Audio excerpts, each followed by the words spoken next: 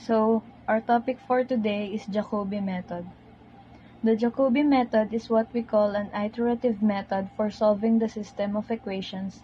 The way it works is we will start out with a guess of four unknowns x1, x2, and x3, and we'll insert that guess into a system of three equations.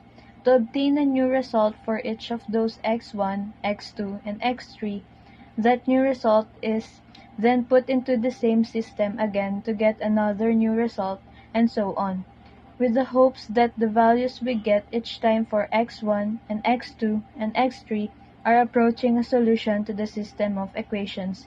So the first thing we do to execute the Jacobi method is we need to take our system and we solve the first equation for x1, the second one for x2, and the third one for x3. So let's do that. For the first one, you can see that we'll have 12 plus x2 minus 2x3, and then we have to divide that by 5. And now to give us our value for x1, so we can do the same thing to get equations for x2 and x3. Once we have those three equations, then what we do is we take our initial guess. We'll have an initial guess for x1, x2, and x3. You can see we put just our initial x2 and x3 in the first equation.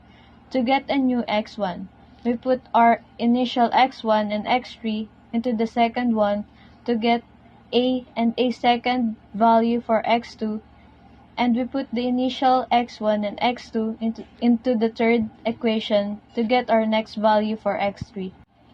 So, let's start off by drawing ourselves a table in which we'll keep track of the values.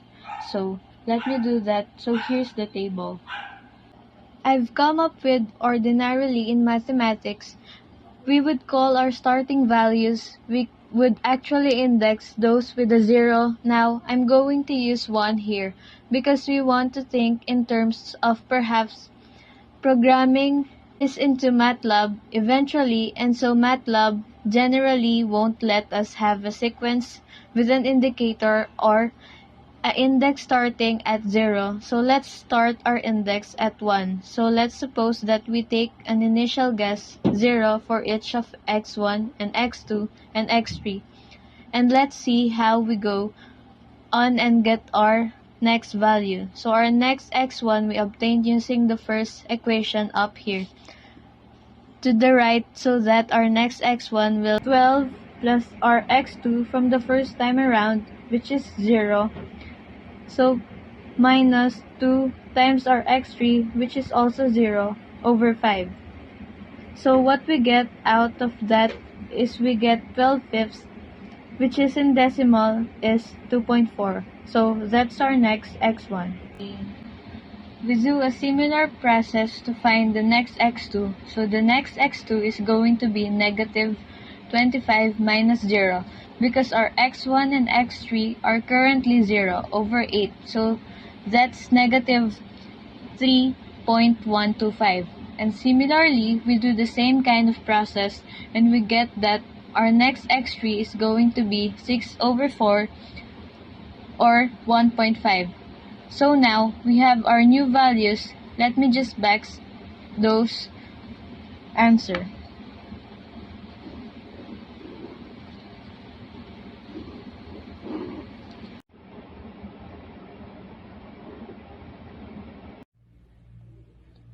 So here's our new x1 to point for our new x2 is negative 3.125 and our new x3 is 1.5.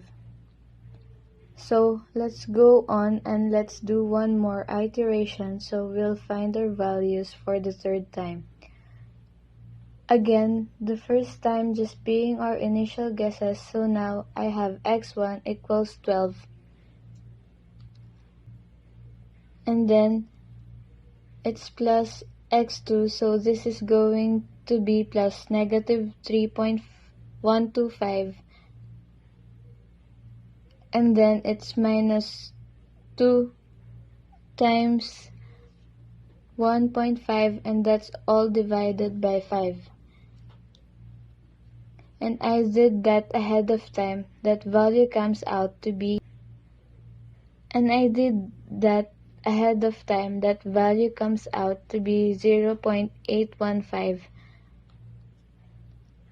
Our x2, the next time around, we take negative 25 minus 3 times our previous x1, which is 2.4,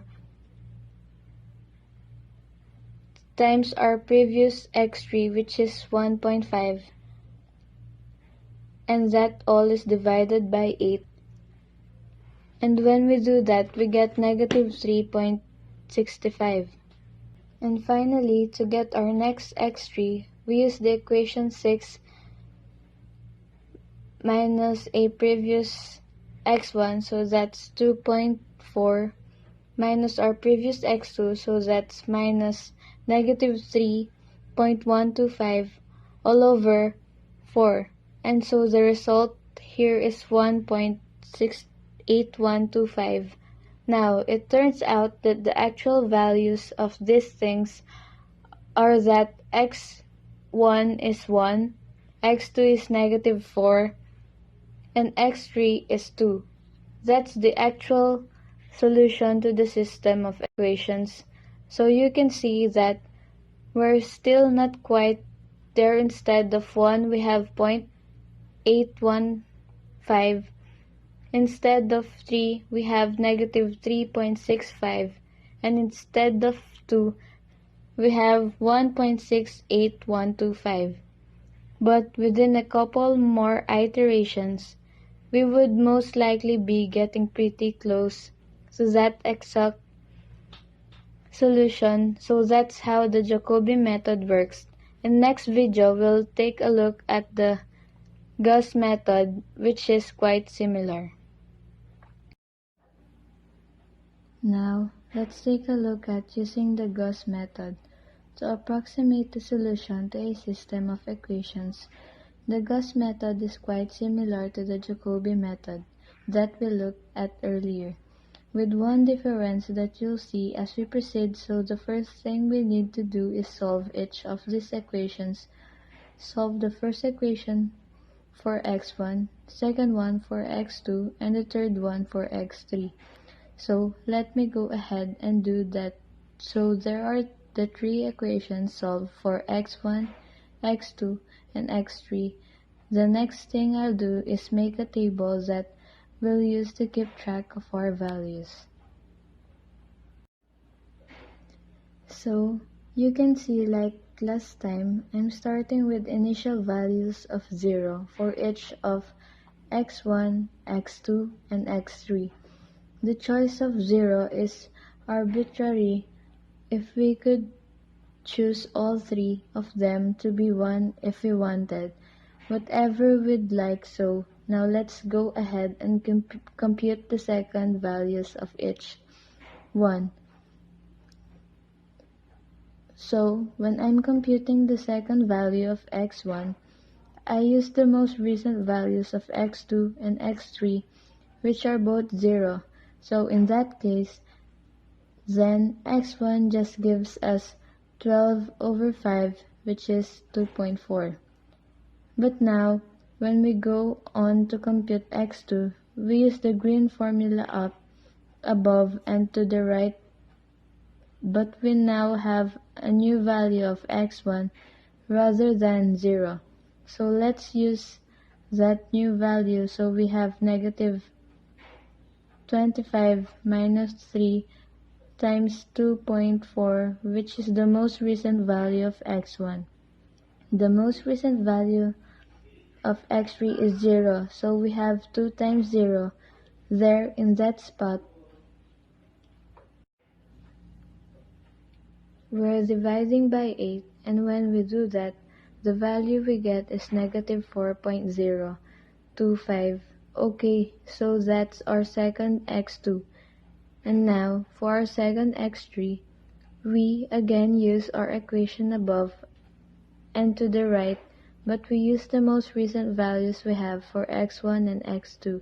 So we have 6 minus 2.4 minus negative 4.025. And that's all divided by 4. And that comes out to be 1.90625. So those are our second values. Remembering that the actual values of these things are 1, -3, and 2, we can see that x3 is pretty close right now, and of course that would make sense because it had the advantage over the other two of using the updated values of x1 and x2. When we go on to our third iteration, I'm not going to have room to squeeze everything in here, but let me just see what I can fit. So the x1 is going to be 12 plus the most recent x2, so that's from our previous step, so that's -4.025, and then minus 2 times our most recent x3, which is the 1.90625, and it's all divided by 5, and that comes out to be 0.8325. Now, when we go on to find our third x2, we'll go ahead and use that 0.8325 value that we just obtained. So I have -25 minus 3 times 0.8325, and then plus 2 times the value we had of x3, which was 1.90625, and that's all divided by 8. And the result of that is -2.960625.